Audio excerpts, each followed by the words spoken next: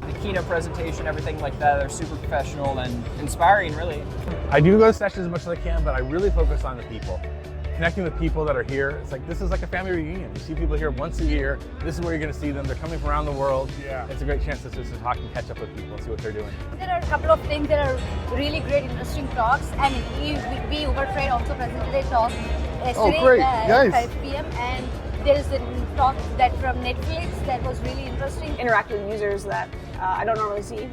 Usually I'm hearing things through like people filing tickets and whatnot, and kind of open source Kafka projects. Sure. Which is much different from the people that come up to you and talk to you after your talk or in the hallways. And the keynote, like I was really looking forward for the next just that Confluent is doing with the Flink SQL. Okay. And we'd love to know more about it. Yeah, that AI inference is going to be really cool. I'm glad you got in on that one. Learning a lot more about what other companies and people are doing within this product space has been cool.